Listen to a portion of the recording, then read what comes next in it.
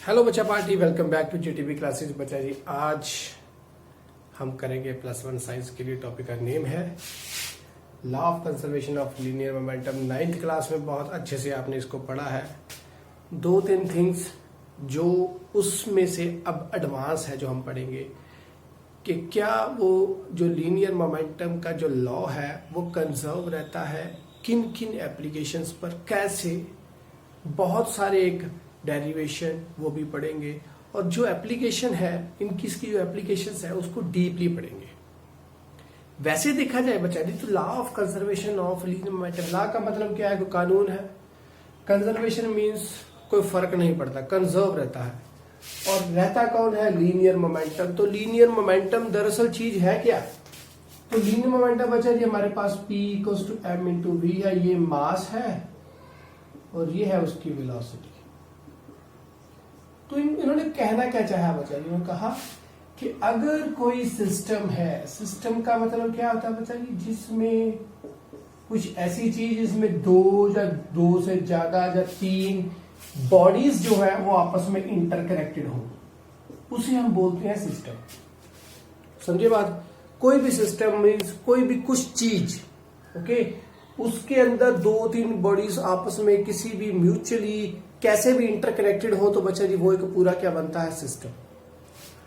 तो कोई सिस्टम है हमारे पास, तो इन्होंने क्या कहा बच्चा जी कि लीनियर मोमेंटम कंजर्व रहता है किसका? सिस्टम का।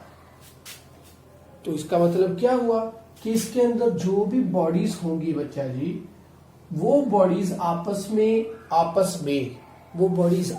में एक दूसरे के ऊपर क्या क्रिएट करवाएंगी? मोमेंटम क्रिएट करवाएंगी। कैसे? By applying a force. But कोई बाहर वाला फोर्स उसके ऊपर और रिएक्ट नहीं करना चाहिए। मींस जो इसके अंदर, इस सिस्टम के अंदर मान लो 2 बॉडीज हैं, तो वो 2 बॉडीज ही एक दूसरे के ऊपर क्या लगाएं? फोर्स लगाएं। बाहर का जो एक्सटर्नल फोर्स है वो क्या होना चाहिए? 0। सो इस कंडीशन के कारण जो लीनियर मोमेंटम होता है वो बच्चा जी कंजर्व रहता है सिस्टम का हमेशा। अब कंजर्व करने का मतलब क्या? इन्होंने एक दूसरे के ऊपर फोर्स कुछ भी नहीं लगाया, आराम से बैठे हैं। 2 बॉडीज है, कोई सिस्टम बना, 2 बॉडीज एक दूसरे के ऊपर कोई फोर्स नहीं लगा रहे, एक दूसरे के साथ म्यूचुअली कनेक्टेड है, कोई फोर्स नहीं लगा रहे। तो मोमेंटम जितना है कि नहीं है, जितना पहले है उतना रहेगा। उसके बाद एक दूसरे के ऊपर फोर्स लगाया, तो फोर्स लगाने के बाद इस तरीके से वो इंटरकनेक्टेड है आपस में कि बाद में भी बच्चा जी मोमेंटम उतना ही रह गया जितना पहले था। ओके, सिस्टम का momentum before applying the force what we are having, it will remain same after applying the force also. Okay, तो बच्चा जी हुआ क्या इसमें? अभी है क्या? तो इस चीज का पहले प्रूफ कर ले कि जो ये जो बोल रहे हैं इसका प्रूफ क्या है। तो बच्चा ये प्रूफ है कुछ ये। तो उसके लिए भी क्या करना पड़ेगा? न्यूटन के लॉ ले ले। तो सबसे पहले न्यूटन का सेकंड लॉ। तो न्यूटन के सेकंड लॉ ने क्या बोला बच्चा जी? We are having force equals to mass into acceleration, जहां मास इक्वल्स टू dv/dt हो गया। ये फोर्स हुआ, ये dv/dt। तो इसको मैं इकट्ठा कर दूं, ये इसके अंदर ले गया तो ये बना। तो बच्चा जी अभी ये है क्या? Change in momentum. तो ये बन गया कुछ। ओके, तो कुछ ये हो गया। ये हमारा न्यूटन सेकंड लॉ से था। तो अभी क्या है? अभी 2 बॉडीज है, जैसे ये था, इसके अंदर 2 बॉडीज है, ए है और बी है। ए वाली बॉडी ने बी के ऊपर क्या लगाया बच्चा जी? फोर्स लगाया। वो बाहरी फोर्स नहीं है, एक्सटर्नल फोर्स क्या है? 0। बाहर से कुछ भी नहीं है, ये आइसोलेटेड है बाहर से। आइसोलेटेड बाहर से मतलब क्या? ये बाहर वाली दुनिया, जो बाहरी फोर्स होगा उससे इसका कट ऑफ है, ये टोटली आइसोलेटेड है। ओके, तो बच्चा जी ए ने बी के ऊपर फोर्स लगाया और वो इसी सिस्टम के अंदर है। तो इसकी एप्लीकेशन भी साथ साथ करते जाएंगे। ए ने बी के ऊपर फोर्स लगाया तो मैं उसको कुछ लिख लूं ऐसे, ए ने बी के ऊपर लगाया तो लगा बी के ऊपर, तो कुछ ऐसे लिखूंगा, ए ने बी के ऊपर, जिसके ऊपर लगा उसको मैंने पहले लिख लिया। आपकी मर्जी, आप कैसे भी लिखो, ए बी लिख सकते हो, आपकी मर्जी है बच्चे, ठीक है। बट प्रेफर ऐसे करना चाहिए कि जिसके ऊपर लग रहा है उसको पहले लिखें, जो झेल रहा है फोर्स को। तो अच्छा जी ये हुआ, तो ये क्या होगा बच्चा जी, फिर मोमेंटम में चेंज आएगा। अभी ये मोमेंटम में चेंज आया किसके, ये मोमेंटम में चेंज आया बच्चा किसके, अभी बी के आया, ओके। मोमेंटम में चेंज आया किसके, बी के मोमेंटम में चेंज आ गया। तो बच्चा जी वो मोमेंटम के चेंज का मतलब क्या, अभी क्या हुआ चेंज, ये dt में इस साइड दे लूं, इसके बीच में चेंज आया, तो वो चेंज क्या, अब बन गया मान लो डैश, पहले क्या था, पहले ये था, तो ये चेंज ही तो वर्ड है। With respect to time we are having a change in momentum. तो मैं dt यहां लिख लिया, कितने टाइम के लिए, इतने टाइम के लिए, इतने टाइम के लिए लगाया गया फोर्स। मान लो ये जो फोर्स लगाया गया है वजन कितने टाइम के लिए था, dt टाइम के लिए था। तो ये इसको मैं इस साइड ले लिया, तो यहां पर मुझे लगा कि चेंज आया, कितना चेंज आया, पहले इतना था अब इतना हो गया, तो चेंज कितना आया, ये वाला माइनस ये फाइनल है, ये इनिशियल है। तो ये आया फोर्स टाइम के लिए अप्लाई किया तो इतना चेंज आया, किसमें, मोमेंटम में, ओके। उसके बाद अच्छा अब ये इसके ऊपर लगा रहा था, तो जो बी होगा वो भी अपने आप को डिफेंड करेगा। अभी बी भी लगाएगा ए के ऊपर, जो वो उसके ऊपर लगा रहा है, तो ये आराम से थोड़ी ना बैठेगा, ये भी तो अपने आप को डिफेंड करेगा। इसका मतलब ये भी उसके ऊपर कोई फोर्स लगाने की कोशिश, क्योंकि एक्शन का रिएक्शन तो है ही है, तो ये भी उसके ऊपर लगाएगा। तो बच्चा जी बी ने लगा दिया ए के ऊपर, चाहे वो डिफेंड ही कर रहा है, ए बी के ऊपर लगा रहा था तो बी भी ए के ऊपर लगा रहा है। अगर इसका ज्यादा होगा तो ठीक है, वो इस साइड को ले जाएगा उसको, और क्या मतलब है। तो ए ने बी के ऊपर लगाया, बी ने ए के ऊपर लगाया, और ये अपनी जगह पे आइसोलेटेड है, वहां से नहीं किसी भी तरफ को जा रहे, बाहरी दुनिया से कट ऑफ है। इसका मतलब ये जो ए और बी एक दूसरे को लगा रहे हैं इसके अंदर ही रहेंगे, वो अपनी पोजीशंस पे ही रहेंगे जब तक एक्सटर्नल फोर्स अप्लाई नहीं होता, ओके। सो इसका मतलब ये नहीं कि ए ने बी के ऊपर लगाया और बी ने ए के ऊपर लगाया और ये कुछ लेस होगा, नहीं, वो इक्वल अमाउंट्स का ही होगा। अभी मैंने पहले बोला लेस वन, लेस या फिर मोर, वो नहीं, ए बी के ऊपर लगा रहा है, बी ए के ऊपर लगा रहा है, वो अपनी पोजीशन पर रहेंगे, क्योंकि कोई बॉडी अपनी पोजीशन तभी हिलेगी ना भैया जब तक उसको ऊपर कोई एक्सटर्नल फोर्स नहीं अप्लाई करते। एक्सटर्नल फोर्स अप्लाई करेंगे तभी अपनी पोजीशन से हिलेगी। तो कोई भी बॉडी है वो उसके अंदर जितने भी, जैसे कोई भी बात मान लो आप बच्चा जी, आपके पास ये कोई पेन है, ओके, पेन के अंदर या फिर ये मार्कर है, मार्कर के अंदर बच्चा जी हमारे पास क्या होगा, इसके बहुत सारे छोटे छोटे पार्टिकल्स होंगे, जो कि क्या है, उस छोटे छोटे पार्टिकल से बना क्या, ये एक मार्कर। वो अभी ये मार्कर को मैं यहां पर रख दूं तो क्या ये मार्कर अपनी पोजीशन से हिलेगा, क्या इसके अंदर जो पार्टिकल्स हैं वो एक दूसरे के साथ कैसे लगे हुए हैं, इकट्ठे होकर बैठे हुए हैं, पास होकर, ठीक है। मे भी हो सकता है वो एक दूसरे के साथ, अभी इसको मैं ऐसे पुश कर रहा हूं, उसके ऊपर फोर्स अप्लाई कर रहा हूं, पुश कर रहा हूं, कुछ भी कर रहा हूं बच्चा जी, तो एक दूसरे के ऊपर ये पार्टिकल्स क्या कर रहे हैं, इंपैक्ट डाल रहे हैं। तो क्या इसके कारण क्या ये अभी वो तो मैंने लगाया बाहरला फोर्स, अभी एक दूसरे के ऊपर हो सकता है ये अंदर से भी पार्टिकल्स क्या है, क्योंकि ये सॉलिड है तो पार्टिकल्स आपस में क्या है, प्रॉपरली क्या है, कंबाइंड होकर बैठे हुए हैं, पास होकर, मॉलिक्यूलर अट्रैक्शन बहुत ज्यादा है। तो क्या एक दूसरे के ऊपर फोर्स लगाने के साथ क्या ये अपनी पोजीशन से हिल रहा है, नहीं हिल रहा है बच्चा जी। वो क्या है, वो इसके अंदर के पार्टिकल्स है, वो एक दूसरे के ऊपर फोर्स लगा रहे हैं, बट वो अपनी पोजीशन से नहीं हिल पा रहा है जब तक कोई एक्सटर्नल फोर्स ना लगे। तो उसी तरीके से बच्चा ए ने बी के ऊपर लगाया और बी ए के ऊपर लगा रहा है, तो क्या होगा, बी ने ए के ऊपर लगाया तो क्या होगा बच्चा जी, तो वो क्या होगा, मोमेंटम चेंज लाने की कोशिश करेगा किसमें, इसमें। तो इसको dt मैं यहां ले आया, dt को इस साइड लिख लिया, तो यहां क्या हो गया, चेंज आएगा किसमें, मोमेंटम में, ओके। तो हमें पता है फोर्स क्या लगाया, ए ने फोर्स लगाया बच्चा जी बी के ऊपर और बी ने लगाया ए के ऊपर, और एक्शन, एक ने एक्शन लगाया दूसरा रिएक्शन दे रहा है, तो बच्चा एक्शन और रिएक्शन दोनों में फर्क क्या है, एक्शन इस साइड को, रिएक्शन दूसरी साइड को, तो ये नेगेटिव आएगा। दोनों फोर्सेस लगा दिए एक दूसरे, ए बी के ऊपर एक्शन दे रहा था तो रिएक्शन में बी ने ए के ऊपर दिया, रिएक्शन दिया बी ने ए के ऊपर, तो बच्चा रिएक्शन, उसका रिएक्शन तो न्यूटन का थर्ड लॉ बन गया। तो ये कुछ बना हमारे पास। तो हमारे पास अगर बच्चा जी ये बन गया तो इस वाले केस में क्या होगा, अभी इसको मैं नीचे लिख सकता हूं फिर से, क्योंकि मुझे ये थिंग्स चाहिए। ओके, मुझे यही चाहिए।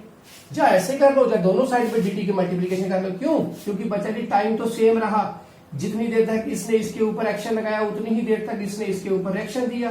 तो दोनों साइड t के साथ dt के साथ मल्टीप्लीकेशन कर दें तो बच्चा जी क्या बनेगा,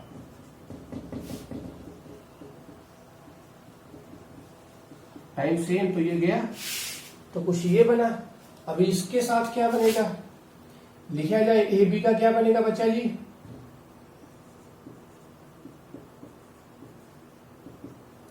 इसका क्या बनेगा, अभी ए बी का बना, ए बी का बना वो मैं लिखूंगा। अभी ए बी का है, ए बी का ये आ गया, बी ए का जो हमारे पास ये बी ए का था वो आ गया यहां पर ये, तो इसके आ गया है नेगेटिव। ओके, बी ए था ये, वो रहा ये, ए बी था ये, वो रहा ये। तो भी यहां पर ये फाइनल हो गया, ये इनिशियल, ये फाइनल, ये इनिशियल। तो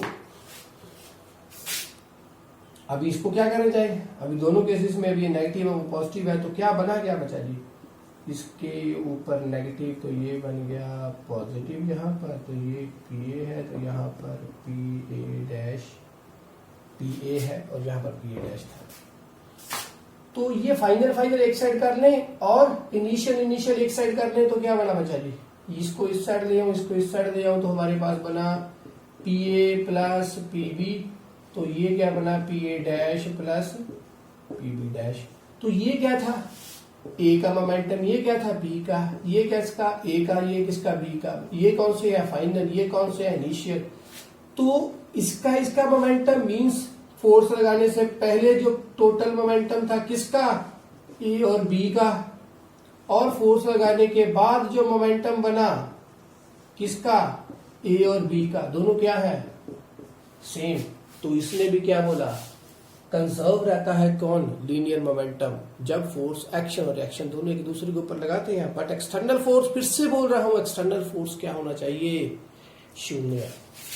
तो डन, वेरिफिकेशन हो चुकी है। अभी इसके अंदर क्या करें बच्चा, ये भी एक इसकी एप्लीकेशंस देख लें। तो ये हुआ हमारे पास एप्लीकेशन है, सबसे बेहतरीन application recoiling of a gun. तो वहां पर उसको बच्चा जी रिकॉलिंग ऑफ अ गन नहीं बोलना चाहिए, छोटे बच्चों के लिए तो हम बोलते हैं recalling of a gun, but हमें क्या कहना चाहिए बच्चा जी, पूरा सिस्टम है। देखिए उसके अंदर भी क्वेश्चंस है, कैसे, एक गन है, उसको आपने यहां पर रखा, ये गन है ऐसे, मान लो ये गन है, ठीक है, यहां पर पड़ी, इसके अंदर बुलेट भी है। ओके, तो ये गन है, गन के अंदर बुलेट है, तो ये पूरा एक सिस्टम है। जब तक हम कोई बाहर से एक्सटर्नल फोर्स ना दें, जब तक हम बाहर से कोई एक्सटर्नल फोर्स ना दें, उतनी देर तक गन और बुलेट, जब गन के अंदर से बुलेट बाहर नहीं निकलेगी। डन। तो ये तो बोल रहे हैं कि एक्सटर्नल फोर्स नहीं देना चाहिए। तो हमें क्या कहना है बच्चा जी यहां पर, कि ये जो गन है ये मेरे साथ अटैच हुई यहां पर मेरे शोल्डर पे, और ये और मैं और ये, और इसके अंदर बुलेट, तीनों ही क्या बन गए, एक सिस्टम। समझे बात, तीनों ही क्या बन गए, एक सिस्टम, जिसके अंदर देखना पड़ेगा कि कौन सी चीज किस साइड को जाएगी। मींस जैसे हमको पता है बच्चा जी, बुलेट इस साइड को जाएगी तो गन बैक साइड जाएगी। ओके, तो मैं जो हूं, मैं तो बुलेट के साथ थोड़ी ना जाऊंगा, तो मैं किसके साथ वापस होऊंगा, गन के साथ। Okay, done. जब बुलेट, हम इस गन के अंदर से कोई बुलेट को शूट करते हैं तो बच्चा एट दैट टाइम बुलेट बाहर निकलेगी और मैं और गन एक बन जाएंगे सिस्टम। नहीं बनेंगे तो क्या होगा, इसको भी देखेंगे हम। सबसे पहले जो फर्स्ट एप्लीकेशन है कि गन को हमेशा टाइटली पकड़ना चाहिए। क्यों, वाइल शूटिंग। उसके मतलब क्या है बच्चा जी, अभी क्वेश्चन बनेंगे बहुत सारे। मान लो मैंने इसके साथ अटैच हुआ तो ये एक सिस्टम बन गया, मैं और ये गन। डन। मैं इसके साथ अटैच हूं, तो अगर बच्चा जी इसको मैं ढीले से पकड़ कर रखूं, ऐसे टाइटली ना पकड़ाओ, ऐसे ढीले से पकड़ाओ, ओके, एट दैट टाइम जब मैं इसको शूट करूं, ओके, और शूट तो हमेशा कोई ऐसे तो करता नहीं, ऐसे ही करता है शूट, और ये टाइटली नहीं है, ये लूजली बाउंड है। एट दैट टाइम अगर मैं शूट करता हूं बच्चा जी, तो मैंने क्लिक किया, क्योंकि मैं भी इसके साथ एक सिस्टम हूं, ओके, बट मैं लूजली कनेक्टेड है, मेरा इसके साथ कनेक्शन जो है वो क्या है, लूजली है गन के साथ, ओके। तो इसका मतलब इन बिटवीन एयर मॉलिक्यूल्स बहुत सारे, इन बिटवीन एयर बहुत सारी है, तो लूजली कनेक्टेड हुआ हूं इस वक्त मैं इस गन के साथ। तो जैसे ही मैंने शूट किया, एट दैट टाइम बच्चा जी क्या हुआ, गन के अंदर से बुलेट निकली आगे को। तो कैसे गई वो देखिए, ये है हमारे पास गन के, ये ट्रिगर है इसका, ओके। तो यहां से अगर निकलती है बच्चे, बुलेट है इसके अंदर यहां पर, ओके, एक एक करके यहां तक पहुंच रही। तो जैसे ही ये बुलेट इसके अंदर से आगे निकली, ओके, तो देखिए क्या है, सिस्टम क्या है, यहां पर है ए और बी। ए और बी मींस कौन से, ए और बी दोनों चीजें कौन कौन सी, गन और बुलेट, ओके, गन और बुलेट बिफोर कोलिजन, कोलिजन के पहले बुलेट और गन, कोलिजन के बाद बुलेट और गन। कोलिजन का मतलब क्या, जब मैंने शूट किया, तो एट दैट टाइम ट्रिगरिंग के बाद, अगर आप कोलिजन नहीं वर्ड लिख रहे, आप यहां पर ट्रिगर लिख लो, ओके। यहां पर मैंने कोलिजन वर्ड था, क्योंकि फोर्स लगा कोलाइड कर रही थी, इसलिए वही वर्ड यूज किया यहां पर। तो ट्रिगरिंग के बाद, तो बुलेट और गन दोनों का मोमेंटम जो पहले है, और बुलेट और गन दोनों का मोमेंटम जो बाद में है। तो किस प्रिंसिपल पर यह वर्कआउट करता है बच्चा जी, लीनियर मोमेंटम के। इसका मतलब मोमेंटम के अंदर चेंज नहीं आएगा, जो मोमेंटम पहले था बुलेट और गन का, वही मोमेंटम बाद में रहेगा, किसका, बुलेट और गन। तो इसको अब हम पढ़ेंगे ध्यान से बच्चा जी। क्या अभी ट्रिगरिंग की करने से पहले मास इनटू वेलोसिटी, ये बुलेट की वेलोसिटी थी कुछ नहीं, आराम से थी, तो जीरो। गन की क्या थी, नहीं, जीरो। और बाद में क्या हुई, बिफोर और आफ्टर है। बाद में क्या हुई बच्चा जी, बुलेट में भी आई और गन में भी आई, दोनों का मोमेंटम आया। तो बच्चा जी किसके बराबर हो गया, b plus G equal to zero. Means bullet का मोमेंटम क्या हुआ, बुलेट छोटी है इसके लिए साइज छोटा लिखा, और साथ में इसकी वेलोसिटी लिख ली मैंने v1।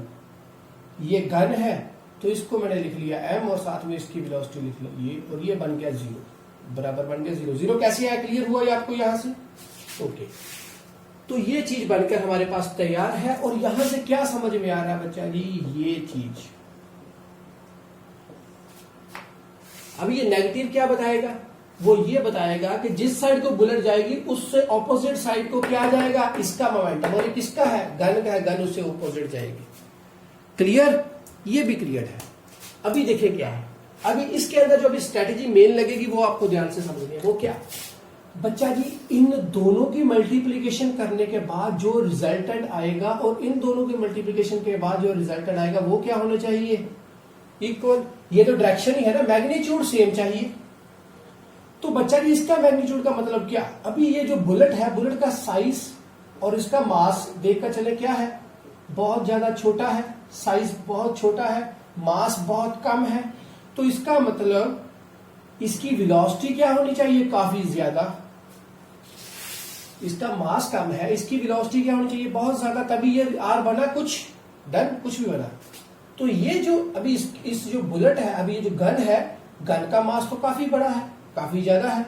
और इसके साथ अगर मैं खुद कनेक्टेड हो गया, लाइटली कनेक्टेड हूं, क्वेश्चन याद है ना बच्चा जी, लाइटली कनेक्टेड हूं तो क्या होगा बच्चा जी, थोड़ा बहुत मास में भी इसका इंक्रीज हो सकता है, जैसे कि मैं इसके साथ अटैच हुआ हूं, बट मैं प्रॉपरली इसके साथ प्रॉपर अटैच नहीं हूं।